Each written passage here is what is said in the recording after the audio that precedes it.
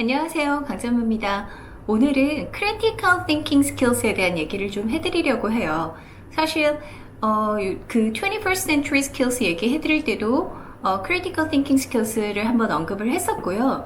저희 나라는 지금 영어 책으로 치자면 한 2000년대 중후반부터 Critical Thinking Skills에 대해서 굉장히 한번 유행을 하듯이 모든 책에서 또 세미나에서 강조가 된 적이 있었어요.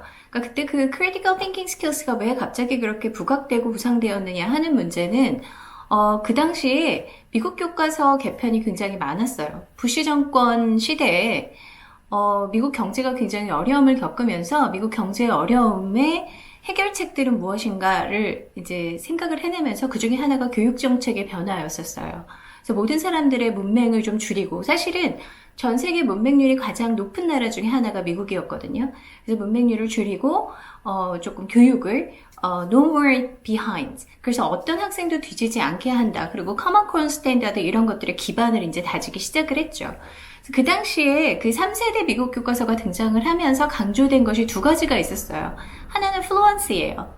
fluency라고 하면 미국인들인데 영어는 당연히 유창한 거 아니야? 라고 생각하실 수 있어요. 플루언시는 당연히 잘할 거 아니야 라고 생각하지만 사실은 또 그렇지는 않습니다. 제가 제 세미나 때마다 이 파닉스 발음 얘기도 한번 재밌게 해드릴 텐데 플루언시에 대한 질문을 좀 할 때 이런 질문을 해드려요. 그 와 계신 분들이 한국 교사들이거나 한국 어머님들이실 때 손을 들어보라고 하거든요, 제가. 자, 여기 선생님이나 어머님들 중에서요. 나는 한국어를 정말 너무너무 굉장히 잘한다. 손 들어보시라고요. 그럼 어떤 반응이 나타나냐면 머뭇머뭇하세요. 주저주저 하시고. 그리고 생각을 막 하세요. 그래서 제가 만나볼 때는 보통 명 중에 한두 분 정도가 이렇게 약간 수줍게 손을 드세요. 정말 잘하시는 분들이 꽤 있으실 거예요. 그러면 제 질문의 포인트에서 너무너무 굉장히 아주 이런 수식어가 부담이 되시니까 그러면 나는 한국어를 잘한다. 그때도 조금 더 생각을 하고 계세요. 자, 손을 들어야 되나 말아야 되나 못하는 것 같진 않은데 다시 질문을 하죠. 나는 한국어를 잘하는 편이다. 근데 분명히 잘하실 텐데도 약간 머뭇거리시면서 손을 이 정도 이렇게 드시는 분들이 그것도 한 30%, 40%. 나머지 분들은 그냥 한국어를 할 줄 안다? 이러면 그냥 웃으면서 손을 드세요. 한국어를 할 줄 안다. 내가 외국인 교사들하고도 많이 일을 하면서 모든 외국인 교사는 영어를 다 잘하느냐? 원어민 교사들은. 그러면 영어를 할 줄 안다와 영어를 아주 잘한다와 또 영어 쓰기를 잘한다와 말하기를 잘한다는 다 구분되어 있습니다. 그래서 외국인이라는 자체의 모든 말들이 다 논리적이고 맞고 현명하다. 이런 생각을 좀 버리시는 게 좋아요. 그래서 저희가 교사를 데리고 있으면 티칭을 아이들은 굉장히 잘하지만 가끔 어떤 회의를 할 때 저 비논리성은 무엇인가 이렇게 생각되는 분들도 꽤 있었거든요. 그러니까 영어를 잘한다. 또 한국어를 잘한다. 이 부분에 있어서 그냥 말을 할 줄 안다와는 구분이 되는 부분들이 있어요. 그럼 그 부분들을 결정하는 건 무엇이냐면 어떤 언어의 표현력, 논리력 이런 것들이 있습니다. 어쨌든 그 fluency를 강조를 했었고요. 두 번째가 critical thinking skills였어요.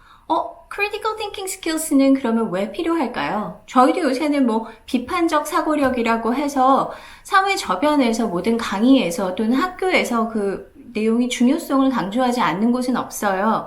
그러면 이 critical thinkings는 왜 필요합니까? 라는 거예요. 지난번에 제가 얘기할 때 critical thinking skills는 미래 사회의 일꾼을 길러내면 그 다음에 어떤 문제 해결 능력에 굉장히 중요한 키워드가 됩니다라고 했는데 중요하니까요. 그거 해야 된다고 요새 굉장히 중요하대요. 아니면은 논술 시험? 아니면 대학 가서 학습하는 데 필요하니까 그 단어를 알아야 하니까 아니면 그걸 하고 나서 읽기 능력이 향상되니까 여러 가지 좋은 근거들이 많을 거예요. 그래서 글의 내용 파악을 하는데 굉장히 중요한 키가 되며 그 다음에 추론 능력 향상에도 도움이 되고 읽기 능력 향상에도 도움되고 이러면서 사실은 2000년대 한 중반부터 중후반까지 나온 책들의 모든 책들이 거의 책 안에 심지어 낮은 단계까지 graphic organizer가 들어가 있었어요. graphic organizer는 뭐냐면 아시죠? 이렇게 도형으로 cause and effect, 그 다음에 sequencing, 그 다음에 problem and solution, main idea and details 이렇게 해서 뭐 여러 가지 도표 안에다 그 내용들을 서머리 하듯이 정리해서 요새 책들에도 거의 다 들어가 있죠. 그 graphic organizer의 등장이 critical thinking skills를 담아내는 가장 좋은 방법이기도 해서 들어있는 거거든요. 뭐 그렇게 하는 것들도 다 맞아요. 그렇다면 사실 정말 critical thinking를 배워야 하는 이유로 얘들아 시험을 잘 보려면 공부를 잘하려면 이것이 맞을까라는 거예요. 그 미국 교과서 3세대 교과서가 나오면서요. 교육부에서 나온 이렇게 그 3세대 요번에 미국 교과서 개편에 대한 글이 올라왔었어요. 그때 그 글을 막 들어가서 읽었는데 그 중에 굉장히 중요한 맥락이 하나 있더라고요. 우리는 critical thinking skills를 가르칠 건데 그걸 가르치는 목적은 뭐냐면요. 행복해지기 위해서라고 되어 있어요. happy life. happy life를 해야 되는 이유가 뭐냐면요. 아까 문제 해결 능력이라고 했는데 맞아요. 문제를 해결한다는 건 굉장히 중요하거든요. 우리가 인생을 살아가는 순간에는 굉장히 많은 선택의 기로에 섭니다. 그 선택의 순간에서 우리가 어떤 선택을 하느냐에 따라서 우리는 조금 더 고통스러운 시간을 보내기도 하고 때로는 그로 인해서 너무 행복해지기도 해요.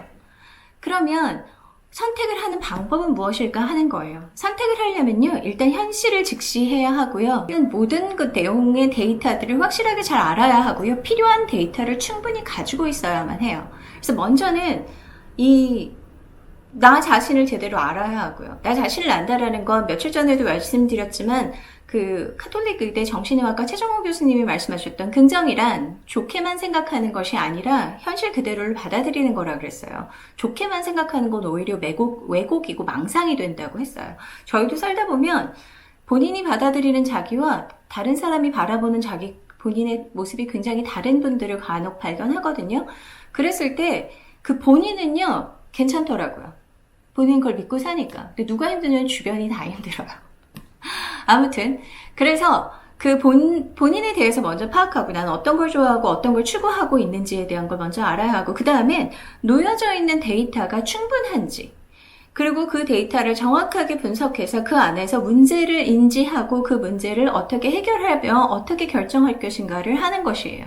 그래서 그런 결정을 잘할수록 당연히 행복하고 즐거운 삶을 살 수 있겠죠.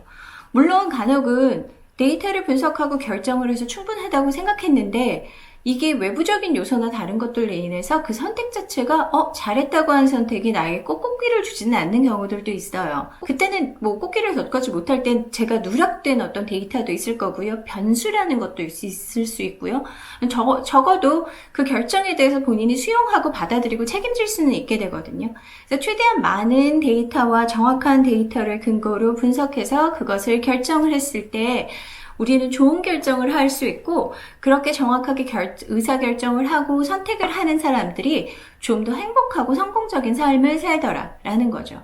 그래서 단지 책을 읽고 책의 내용을 파악하는 것은 아이들한테 아직 아이들 어린데 너희들 인생은 어차피 겪어보는 거야. 어려서 고생은 사서도 한다잖니? 한번 겪어봐. 이러면서 인생을 배우게 할 수는 없는 부분들이 많아요. 그래서 그걸 책이나 어떤 책에서만 꼭 배우는 건 아니에요. 저희 생활의 모든 일상에서 배울 수 있어요. 그럴 때마다 우리는 문제를 한번 짚어보고 문제만 짚는 사람은 피곤하죠, 당연히.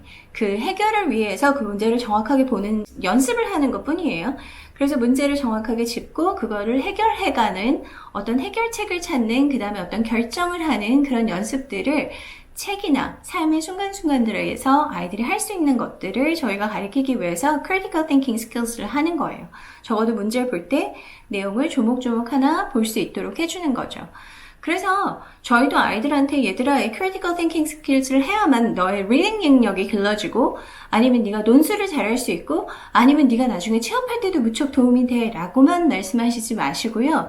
사실은 이 critical thinking skills를 하면 네가 행복하게 살 수 있는 확률이 훨씬 더 높아진단다. 그리고 즐거울 수 있는 확률이 훨씬 더 높아진단다.